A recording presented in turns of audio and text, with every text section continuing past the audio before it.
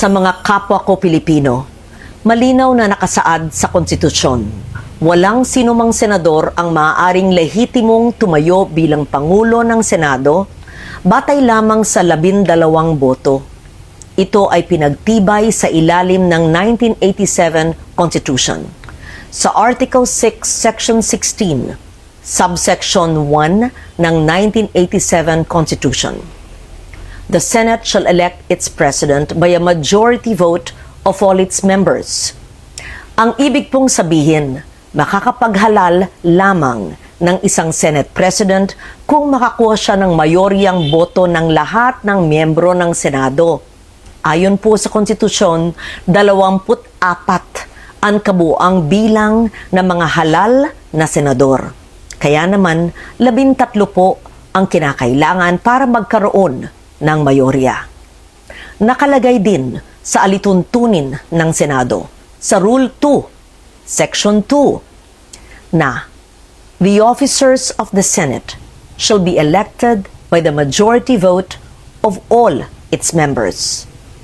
Ang mga opisyal po ng Senado ay ang Senate President, Senate President pro tempore, Senate Secretary at Sergeant at Arms. Hango at nakabase po sa ating konstitusyon ang mga alituntunin ng Senado, kung kaya't tulad sa Senate President, boto rin ng mayorya ng lahat ng miyembro ng Senado ang kinakailangan upang magtalaga ng Senate President pro tempore, Senate Secretary at Sergeant at Arms. Malinaw, 13 boto ang kailangan. Sabi din po sa Rule 15, Section 44 ng alituntunin ng Senado na except during the election of officers, a majority of the senators shall constitute a quorum. Simple lang po ang kahulugan nito. Iba po ang bilang na kailangan para sa quorum. Iba rin po ang bilang na kailangan para po sa eleksyon. Kapag eleksyon po ng mga opisyal ng Senado, kailangan ang mayoryang boto ng lahat ng miyembro ng Senado upang sila'y mahalal. Kaya naman, sa kabila ng aking paggalang sa aking mga kasamahan, labag sa konstitusyon at alituntunin ng Senado ang nangyaring pagtatalaga ng Senate President pro tempore, Senate Secretary at Sergeant at Arms dahil 12 senador lamang ang nasa plenaryo na bumoto.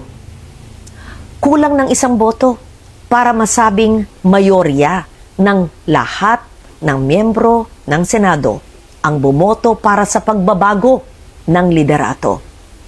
Samantala po, sa chairmanship naman ng mga komite ng Senado, malinaw din ang saligang batas sa ilalim ng Article 6, Section 16, Subsection 2, kung saan sinabi na, a majority of each house shall constitute a quorum to do business. Ibig sabihin po, 13 senador din ang kinakailangan na kabilang sa sesyon ng Senado upang makagawa ng anumang opisyal na gawain o quorum, kung kaya't labag din po sa konstitusyon ang naganap na pagdeklarang bakante at pagtatalaga ng mga chairperson sa mga ilang komite. Madalas pong binabanggit ang mga nasa minorya ang kasong Avellino versus Cuenco upang palabasing lehitimo ang naganap na takeover sa Senado. Pero hindi po maaring gawing shortcut ang Avellino upang pababain ang bilang ng mga senador na kailangan para sa quorum, sa eleksyon, at para magkaroon ng reorganization sa Senado.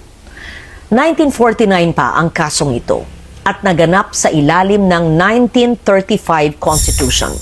Nagbago na ang ating saligang batas, 1987 Constitution na ang sumasaklaw po sa atin. Dito, malinaw na 13 ang kinakailangang boto para maghalal ng Pangulo ng Senado at parehong bilang din ang kinakailangan para sa pagboto ng mga opisyal.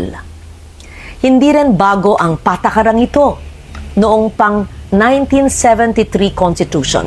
Malinaw na ring nakasaad na ang Speaker ng National Assembly ay dapat mahalal sa pamamagitan ng mga mayoryang boto ng lahat ng miyembro.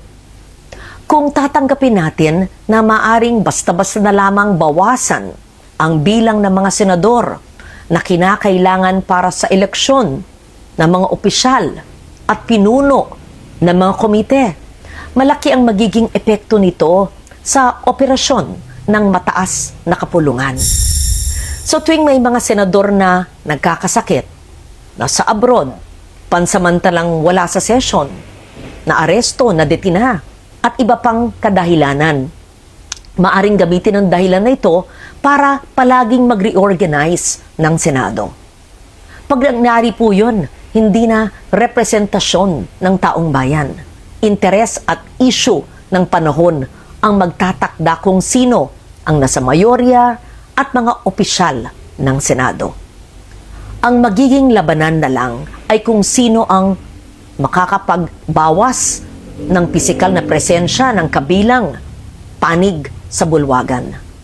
Dapat manatiling representasyon, interes ng nakararami, performance ng bawat isa, at issue ng panahon ang batayan kung sino ang magiging mayorya at pinuno ng Senado. Ang konstitusyon ang gabay ng ating demokrasya. Ito ang dapat nating ipaglaban para sa Senado, para sa ating mga institusyon, at higit sa lahat, para sa bawat Pilipino. Si Loren Legarda po, ang inyong Senate President pro tempore. Maraming salamat.